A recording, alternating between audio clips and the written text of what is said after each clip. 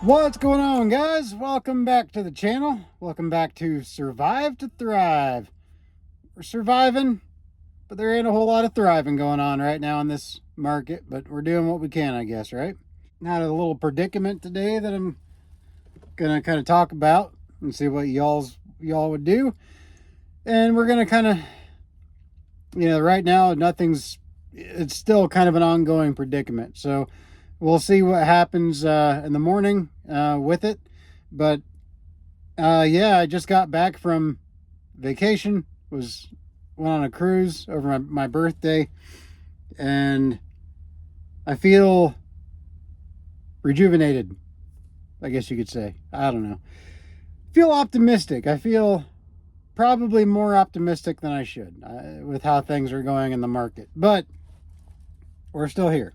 In fact, I probably would not have even gone on this cruise if we hadn't booked it a year and a half ago. I was on the cruise and I was feeling guilty. I was feeling guilty while I was on the cruise. I'm like, man, I should be out running, keep the income coming in. My wife thought I was nuts. She was like, you need to stop with that crap and just enjoy yourself, because I don't get many at the moment. Right now, I don't get that many vacations. And like I said, it was over my birthday and it was over Mardi Gras. We went on the Carnival Mardi Gras ship over Mardi Gras. Got to spend a lot of good time, a lot of good moments with my kids and my wife. I enjoyed it. I just hate when you go on a vacation and your mind doesn't leave work. It's just the mental the mental strife from that it's just annoying. So the predicament that I found myself in today, we'll see what you guys would have done.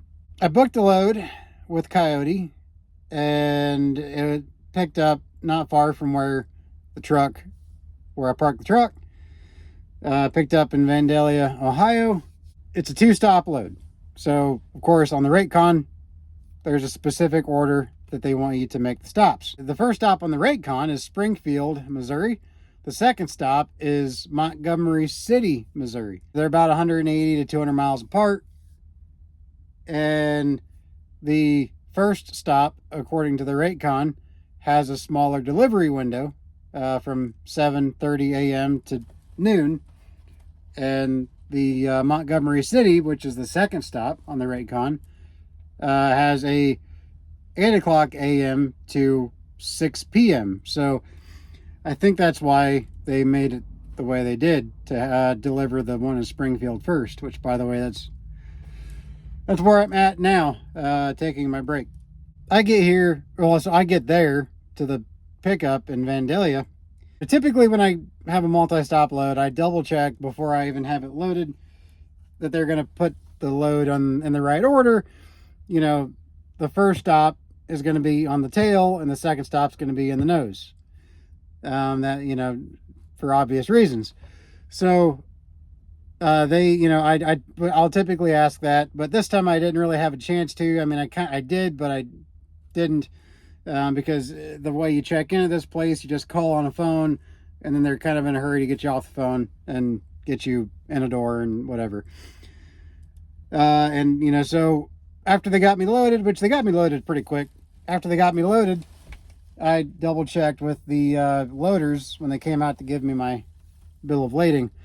And before I signed it, I said, so what order did you put the stops on? Did you, I needed the Springfield to be on the tail and the Montgomery City in the nose.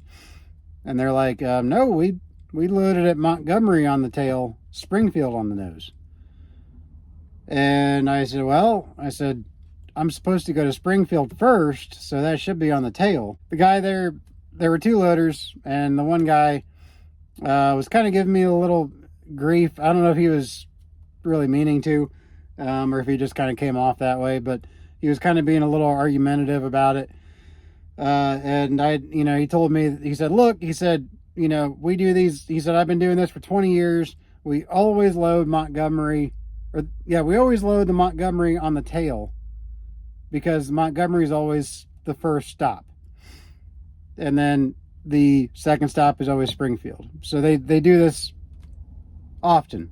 They do this, particular run often. There were a couple larger carriers, trailers that were there. So clearly they typically probably do this on a drop and hook basis. And this was as any load is that's on the spot market, this was just a load that they couldn't cover.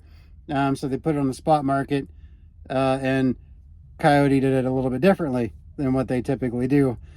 And so I told the loaders, I said, well, on my rate con, the broker is requiring that I go to Springfield first. I was very calm, very level-headed with the guy. I wasn't angry about anything, so I wasn't coming off that way. So, but again, he just kind of wanted to be a little argumentative about it.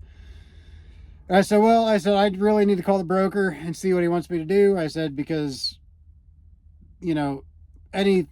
anything that I don't document that is a discrepancy in any way, shape, or form is a justification for the broker to not pay me. So I want it to be documented that everything's done how it's done. And then if the broker wants you to take it, to reorder it and put the other stop on the tail and vice versa, then you're just going to have to do it. And if you don't, then at least it's documented that you refused to do it, So I called the broker, and the broker, the two loaders were standing outside. I had the broker on speaker, and the broker said, well, look, if they've already loaded it, then you've done everything you can. You've documented it. Don't worry about having them reorder it. Go ahead and just take it. They said, take it, but go to Springfield first. And then if they have an issue taking off the other stop's load to get to theirs, and then they require you to go up to Montgomery and back before they take theirs off, then, it's going to be on the customer's dime, and you'll get paid more for it because they told us to do it this way. And so that's how we have it in the system. So they said, do it by how it says on the rate con, that way your butt's covered. And I said, makes perfect sense to me. So then I decided, you know what, there's a phone number on each BOL for each stop for the deliveries. So I decided to call the delivery in Springfield, and I talked to their receiving department, basically. I basically spoke to the person that organizes, the deliveries here. So talked to them, really nice lady, and I told her the situation and wanted to make sure that they were going to be okay with it, because the whole thing made it so that I wasn't going to be able to book a load for after, because I didn't know where I was going to end up and what order anything was going to be in. I had no idea what the situation was going to be once I got here to Springfield. So I talked to her, told her the exact situation, told her I'm a carrier that booked the load through the broker. The broker sent me the rate con to deliver in this order. The customer put it on my trailer in the opposite order, but the broker is obviously requiring that I deliver it in the order that it is on the rate con, and so I am bound to do it in the order that the broker is requiring it to be done, or else the broker is going to have every justification to not pay me. So I said, just letting you guys know what's going on and hoping that that's okay, and just wanted to get her thoughts on that. And then I was going to take it to the broker if she had a something against it. And so she said, technically the Montgomery load is supposed to get off first. The Montgomery is supposed to be the first stop, but she said this isn't the first time this has happened. She said the last time it happened, the carrier brought the load down here to Springfield first, and the unloader was not happy about it, but he unloaded the other stop, because it's all the same stop. It's all the same customer, just different locations. Even the pickup, it's all the same customer, just different locations. So it's not like I'm going to a McLean and then I'm going to a Walmart. It's all their product. So it's really just kind of an aggravation or a nuisance more than anything for the unloader at the first stop. She said he wasn't happy about it, but he did it. He unloaded it and then reloaded the other stop, you know. So I said, okay. So, well, I'm going to go ahead and just do that then. I said, apologize to the unloader ahead of time for me. You know, we'll get down there and we'll get it unloaded. And I said, I really do appreciate it. And I just wanted to give you guys a heads up on what's going on and what my situation is. And hopefully you all can work with it. So far, I mean, like I said, the call I had with the person here in Springfield yesterday on the phone was a positive one. So hopefully it's going to go as planned when I unload. But I just wanted to kind of make this video, and we'll keep you guys up to date throughout the video, and we'll see what happens. So, yeah, we'll just see what happens. We'll see you guys in the next one. Well, not the next video. It'll be in this video, but it'll be tomorrow for me, but like 5 seconds from now for you or whatever. So yeah, we'll talk to you guys in a minute.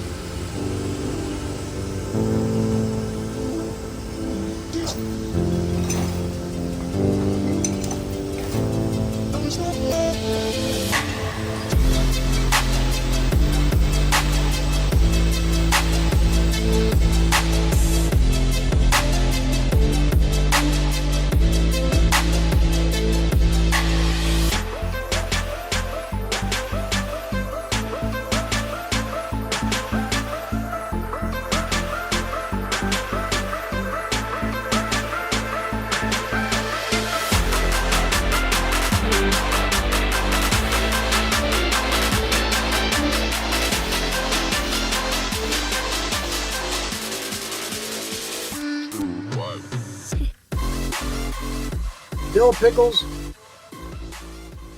with some ranch seasoning mixed into the pickle juice. It's good. Very good.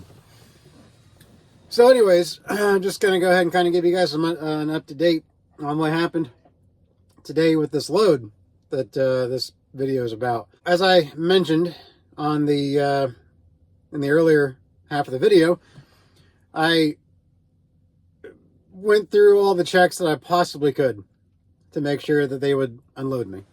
And I'm not going to say who the customer is because I don't really want to get anybody in trouble. So I just don't want to do that. Because at the end of the day, one guy really came through for me at the first stop that I was at. And if his boss found out that he came through for me, he'd probably be axed. You know, he'd probably get the axe there. He'd probably not be there anymore. He was just a hell of a nice guy. And I don't want to do that to him. Clearly. So, by the way, I'm at a truck stop in, where am I? Somewhere's up in Iowa. See if I can figure it out here for you. As you saw in the little pan shot that I did, really cool looking truck stop here. Small, but it's out in the middle of absolutely nowhere on Route 20 in Iowa. Going to, oh, where am I going? Not too far from Ames, Iowa. Holland. I'm in Holland, Iowa. Anyways, so, as I said, I went through everything that I thought I possibly needed to. I crossed all my T's, dotted all my I's, documented everything. Wanted to make sure that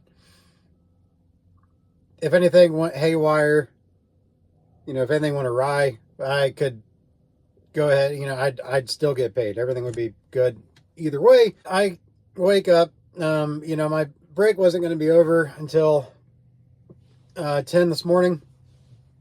And it's a first come, first serve. So I couldn't leave there till 10. I couldn't even do a split break. I wouldn't have had enough hours left after a 7 or an 8 split to get the remaining 200 miles to the second delivery. So there was no point in getting up extra early. So I got up at 8:30. Well, I was woken up at like 8:15. I had my alarm set for 8:30. I was woken up at 8:15 by the broker just to ask me, if I checked in yet and see exactly what they would say with the situation. And I said, no, not yet. But I said, I had my alarm set for 8:30 anyway. I said, I'll go talk to them and see what they say, and I'll give you a call back. And so I walk on up there to the receiving office, and it's one of these places where you're not allowed inside. You have to call a phone number on the door, and they come out, talk to you. And the gentleman came out. First guy came out, super nice guy. And then I guess his supervisor followed him out there, and they knew exactly the story because I had called the day before. And the first guy, like I said, he was a really nice guy, greeted me professionally. Second guy, his supervisor, immediately came at me with an attitude. And he immediately just became extremely aggressive about the situation and just cut me off at the pass and said, I'm not doing it. He said, I'm not going to unload the other customer's product, which again, they're the same customer, just different warehouse. He said, I'm not going to unload their product to get to our product. He said, you're going to have to go up there and get unloaded first and come back. And, like I said, again, I don't know, again, he just had an attitude about it. And I get it. I get not wanting to work with somebody else's product and not unload more of the truck that's not yours just to then reload that same product. I can kind of understand where it's kind of a waste of your time or whatever. I get it, But I tried to reason with him. I tried to kind of put him in my shoes a little bit and make him understand where I was coming from in a very reasonable manner for me. I usually have no problem being confrontational in a situation like that. I don't, I don't go around looking for confrontational situations, but if one finds me, I have no problem finishing it out to the end. No problem. Ask anybody. Heck, on our cruise, I got into an argument with one of the cruise officers on board because he tried to tell me that he said that I was breaking rules in the pool by having fun with my kids, basically is what he said. That's a whole nother story. But I challenged him on it, and I argued with him, and to the point where he walked away.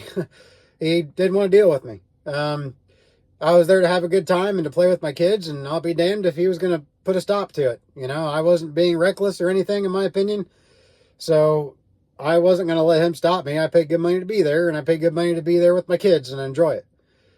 So again, I don't run away from confrontation. But in this case, I tried to be reasonable with this gentleman. I use that term loosely. And I told him, I said, look, man, I said, I completely understand where you're coming from. I completely see your stance. But I said, here's the thing. By me leaving here now and having to go all the way to the next stop, which is 200 miles away, and then just to come back, I said, it's a 400-mile round trip. You guys you'll stop receiving before I can even get back here, which means this entire day will be wasted for me. I kept reiterating with him that I understood his stance, but I was trying to be reasonable. And I told him, I said, here's the thing. I said, I'm just a small truck, and I hate playing this card, but I'm just a small one truck carrier. And I said, it's hard to swallow this sort of a situation for me because I'm going to lose an entire day of running. I mean, sure, I'll get paid a little bit extra on the extra mileage, and I'll have to get paid layover, because, you know, I'll be not getting that load off until the day after now at that point. But I told him, I said, look, I said, you know, that amount of money is a drop in the bucket compared to what I could make if I'm running. And I said, I said, and not to mention the freight down here, I booked the load. I booked that load because it finaled out around St. Louis. So I knew it wouldn't be that difficult to get a load. But if I had to come back to them, I was going to be down in Springfield, Missouri, and there's not a whole lot down there in that area. So I knew it'd be a lot harder also for me the next day to find a load. And I didn't book I honestly wouldn't have even booked it if I knew that it finaled out, you know, in the Springfield area, because there's just not much down there. So, especially for the rate that I booked it at. I explained that to him, and I said, look, man, I said, I'm just a small carrier. I'm a small business owner. I said, at the end of the day, honestly, after all is said and done, after my overhead is paid, I said, you probably make more money than I do. And I said, by you simply refusing to unload and reload 11 skids to help me out a little bit, because I'm simply doing what I was contracted to do. I said, by you refusing to help me out, you're taking money off of my family's dinner table. You're taking food off of my family's dinner table. And I said, I get it. Again, I get your stance. I get where you're coming from. I totally understand it. But I said, from one hardworking person to another, you know, could you please just bear with me on this one? I said, I didn't know. I said, I tried to cover my bases at the beginning. The broker said not to have them reload it, to come down here first. And I said, I said, if I do anything that the broker doesn't want me to do, I don't get paid. They have justification to not pay me at all. So I was bound by the contract to come here first, regardless of how they loaded it. And I said, so from one hardworking person to another, because I mean, I could tell he was a pure, you know, red-blooded American guy, hardworking American guy, just like me, just like all of you that watch my videos. And I said, you know, from one hardworking American to another, I said, can you please just do me a solid and take that product off and then reload it? I get it, but can you just please do that for me? It would mean a lot to me. And he straight up said, and this is where I started losing my cool. He straight up said, I don't care. Just after all of that, I don't care. He was like, I don't care. He goes, I just had to deal with this earlier this week because they loaded it wrong. And I said, and he said, I'm not doing it again. He said, I don't care what you say. I'm not doing it. You got to go up there and unload it. So then I started kind of passively aggressively talking back. And I said, so you're telling me that you don't care about the small businessman? Is that the small American businessman? You're just gonna throw the small American business owner in the gutter? That's what you're gonna do here? And he goes, well, they don't care about me. And I said, no, I said, I do care. I said, I care about you because without you guys, I wouldn't have a business either to run, to deliver things to. I said, so I do very much care about you guys. I'm really just trying to get this load. I'm really just, oh shoot, that's bright. So I can cover that darn light. And now I'm just going to cover my face. Let me come back here, dang it. Son of a biscuit. There we go. So anyways, I told I said, you know, so you're just going to throw the small American business owner under the bus because you just don't want to unload a couple skids. And, you know, again, you know, he said what he said, and I kind of got a little bit more aggressive. And then he stood up trying to, like, intimidate me, you know, kind of getting all big like you do with a bear, you know, to intimidate a bear in the woods. You got to make yourself all big and bad, you know. And he started doing that to me. And I'm like, oh, here we go. What in the world are we doing here, man? You know, the dude was like 400 pounds, and he's thinking he's got a leg to stand on. I'm surprised he even still has a leg with that kind of freaking weight. I digress. I was fat too. So, so anyways, he starts getting pissed at me for having the audacity to even begin to cop an attitude with him when that's all he had been doing from the freaking get-go.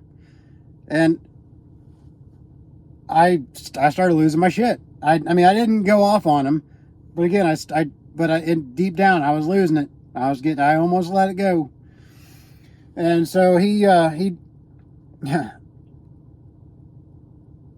told him, I'm like, look, man, I'm like, what if I unload it? You give me a pallet jack. I don't care if it's electric or a manual push and pull pallet jack. You give me a pallet jack, I'll take off the 11 skids myself and then put them back on, and you can take your 5 off. I'm like, I'm just trying to work with you as best as I can to get this accomplished so I can get down the road and put everything in my rear view. And he calmed down. He was like, well, all right, if you want to do that. But he's like, I'm not touching it. I'm not touching the product that's not mine. He's like, if I tear it, I can become liable. And I'm like, I get it. I understand, even though it's the same customer, but it's different managers, different warehousing, all that. I get it. So anyways, he tells me to back into a dock. And as I'm walking back to my truck, I call the broker, let him know what happened and what was going on. And then the broker told me since driver assist wasn't part of it, I wasn't covered, if something did get damaged. And so he wasn't really too keen on having me unload it myself either. And I saw where he was coming from, but he understood we all understood where everybody was coming from, except for the dunce that was the supervisor of the receiving department. But everybody else knew where everybody else was coming from. So while I was on the phone with the broker, he's trying to get an answer out of the other customer. So they're working on it, and like I said, it's a big aggravation on my part and the broker. I told him, I said, look, if they want to pay me, a little bit more to offload it and authorize driver assist, I will do that. So anyways, he said, okay, that's fine. So he tried to get a hold of them, and they weren't sure they wanted to authorize. And I even told him, I said, look, I'm not even asking for much. I'm asking for $50. Okay, $50. If they authorize 50 extra bucks, I'll do it. And they almost said no, and they were really seriously contemplating having me still take it to the Montgomery first and come back. And I'm like, that'll be way more money for them. And in the long run, less money for me. I said, it's a win-win if I just offload it myself for $50. And finally they approved it. They said, okay, you're authorized to do it. You won't have any, you're not going to be liable for anything. So good. You've been authorized to be a driver assist. I'm like, okay, great. So anyways, and as I'm on the phone with the broker, the other gentleman comes out. He was super cool in the situation. This guy was kind of more my age. Maybe he was younger. I'm freaking old now. By my age, he was probably like 30. I'm 40 now. God, I'm 40 years old now. I just turned 40 last week. He was probably like 30, 32 years old. But he came out. He was a forklift operator in the warehouse, and the yard truck operator. And he had to move a trailer out of a door, and he told me if I back into a door to back into the one that he was going to pull the trailer from. And he was extremely apologetic to me about how his supervisor was handling the situation, because he actually had a lot of sympathy for where I was coming from. And, but like he said, and I understood what he was saying. There's nothing he could do, So I back it into the door, go inside, and they actually surprisingly let me use an electric pallet jack. So I get the pallet jack. It's super, super slow.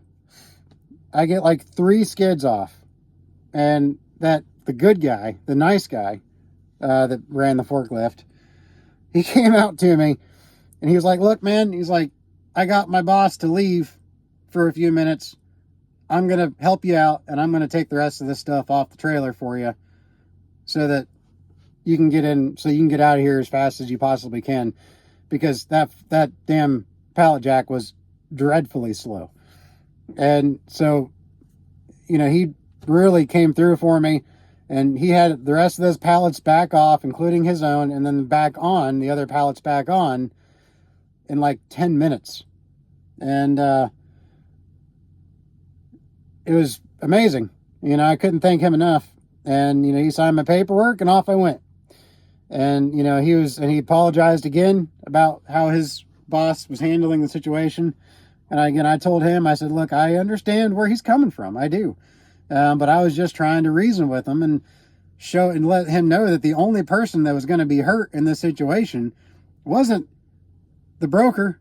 It wasn't the customer that they worked for, or, you know, where I picked the load up at. It wasn't any of them. The only person that was going to be hurt in this situation was the guy right in front of their face, who was simply trying to provide for my family. And in a market like today, like it is now, that is not an easy task. It's all I was trying to do. And he understood. But anyways, we got it all done, and I got out of there. Went to the next stop. Everything came off splendidly. No issues. And I still don't have a load until the next day. Go figure. Because by the time all that crap went down, and by the time I was able to get to the second stop, there were just no loads anywhere to be found. It is what it is, I guess, right?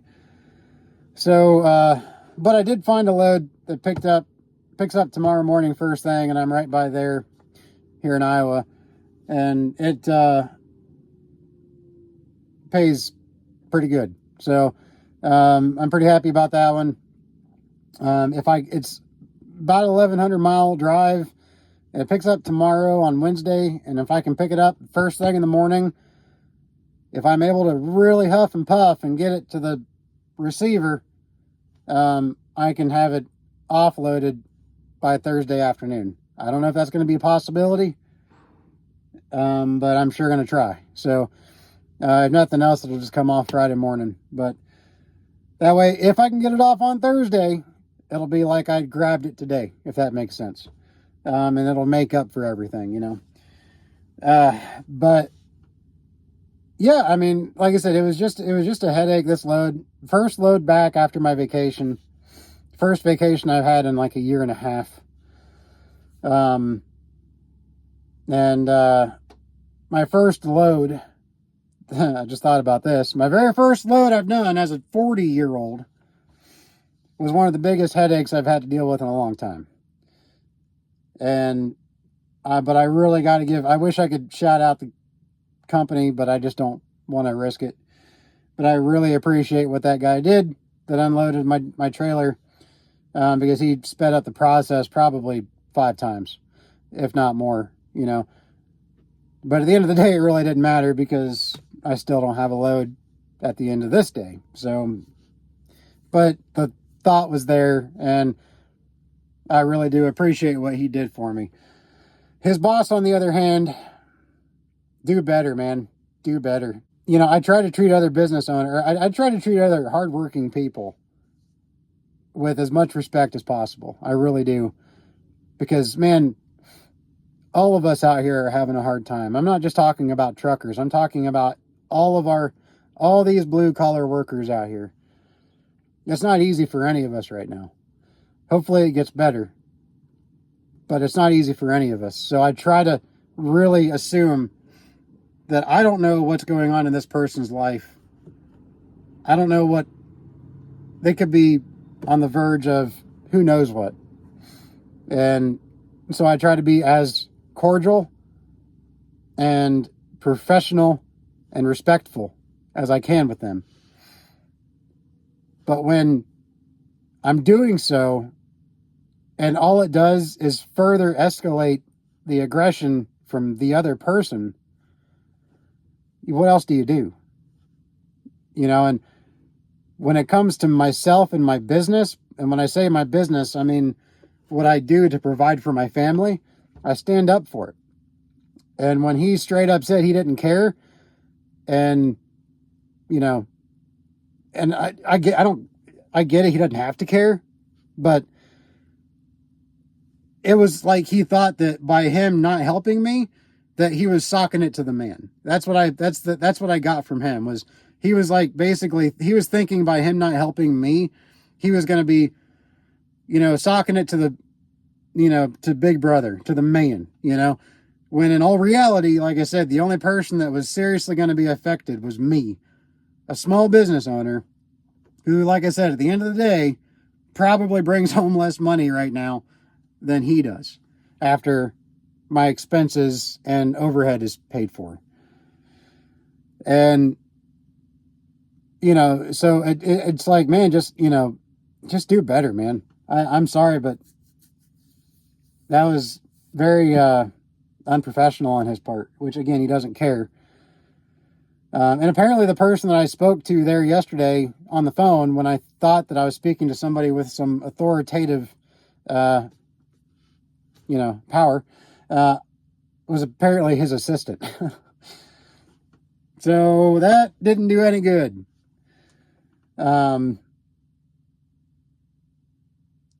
But again, like I said, we're good. We got it off, and I'm on to the next load now. It was just a headache. But anyways, yeah. Anyways, it is what it is. But yeah, when I was going on vacation, I threw my truck in the shop to get a couple things done to it. One of them, I needed a steer tire. And again, out here, I'm really trying to save a buck here and there. So I only replaced one steer tire. I know everybody's like, oh, you absolutely should replace both steer tires. And you're right, typically. But these steer tires don't have that many miles on them. So I couldn't justify spending $600 or $700 on a steer tire that was perfectly fine and that has like 80% tread life left. You know, so it didn't make any sense. So that tire over there had a broken belt, the passenger tire. You could see a really weird indentation on one of the lugs. And it was just clearly a tire. Something happened, belt broke or something inside. Going down these lovely roads of ours, especially through Indiana. Can't believe something on a truck would break driving through Indiana, right? But something failed in the tire. So I had it replaced. Had my truck and my trailer aligned. I was having a weird issue with my leveling valve, which I did a video a long time ago about the leveling valve on the rear end of my truck, about how when I would flip a switch inside on the truck, it would not raise back up. It would lower just fine, but when I flipped the switch, it would take like 5 minutes and then it would raise up. Even after replacing the valve itself on the back there that mounts to the cross member on the between the frame rails, even after doing that, it still did the exact same thing. Well, you know, I had the shot. I'm like, I don't know what, I had no idea what could possibly be in between that valve and the switch. You know, it's just a pneumatic system for the most part. But of course, because this truck is this truck and it's a freaking Peterbilt and a lot of unnecessary garbage is in here, there was several different electronics that were in between. Some solenoids that had frozen. There were 4 solenoids between there and here, and they basically control every pneumatic accessory on the back of the truck. The 5th wheel slide, the 5th wheel release, the air valve for the suspension dump, and one other thing. I can't remember what. But they were all just frozen. They were just bad. So they replaced them all, and it's good to go. So we did that. Did alignment on everything. Like I said, tire on the front. And I got the truck back, started driving down the road. Damn thing, the steering wheel is shaking more than it was at certain speeds. And then after a while, it kind of smooths out and it's not nearly as bad. But it starts off, especially when it's cold, it's really, really shaking at about 45 to 50. And I called the shop and I said, hey, you know, what could this be? Because it's now worse since you replaced the tire. And they said, well, they said that my truck has Centromatics on every at the end of every axle. So, you know, what a centromatic is like an automatic balancer. It's a ring that goes on the inside of your wheel, and it has sand in the ring. And I never thought about those going bad. But, you know, the sand, they can get leaks.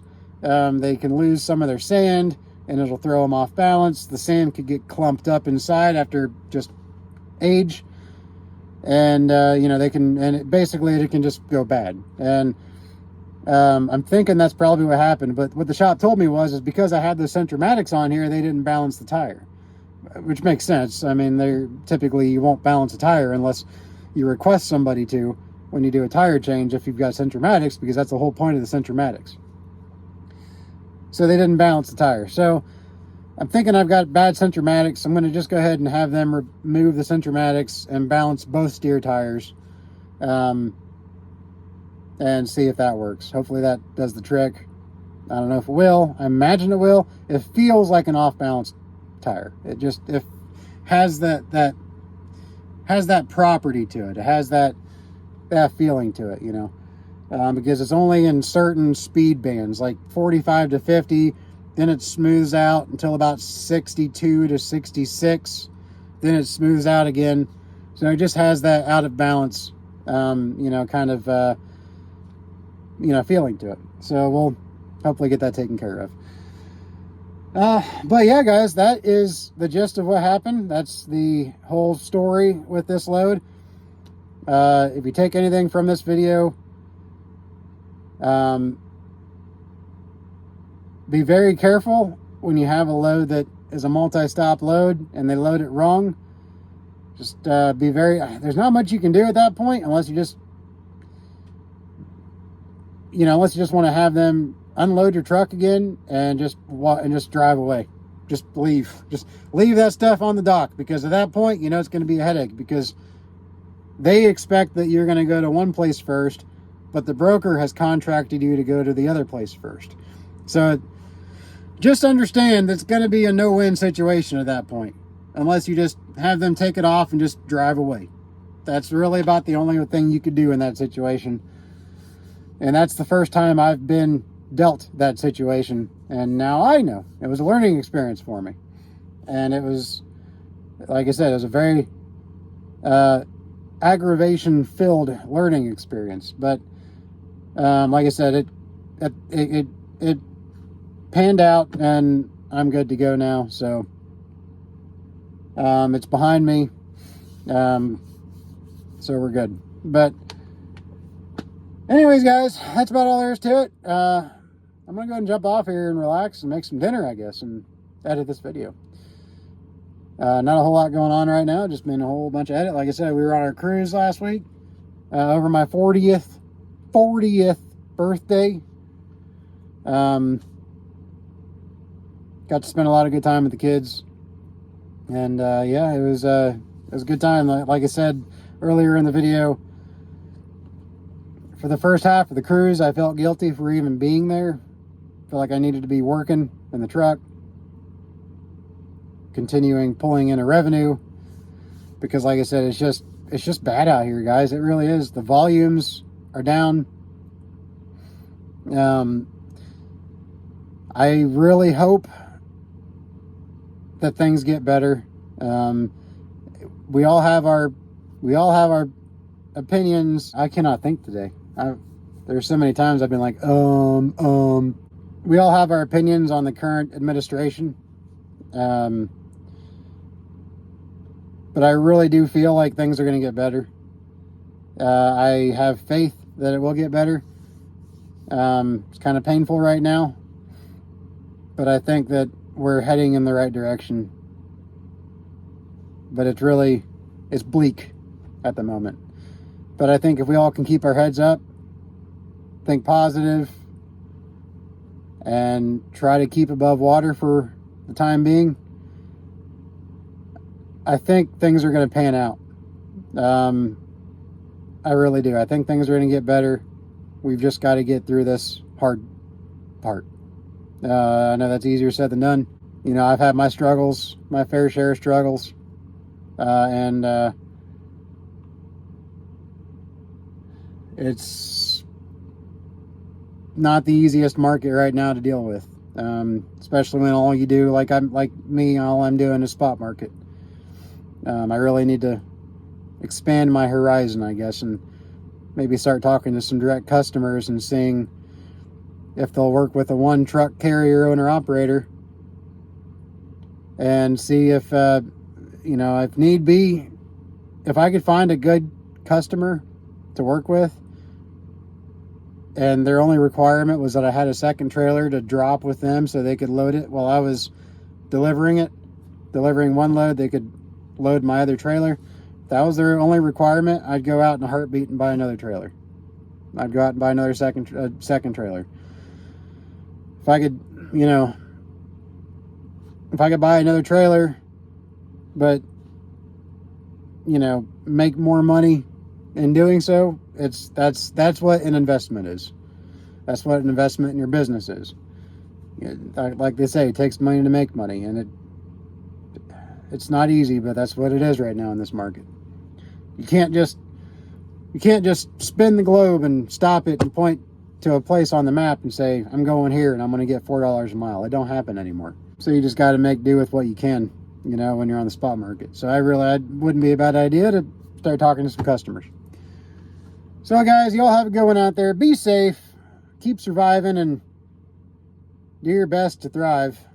And we will talk to y'all in the next video, I guess. Take care.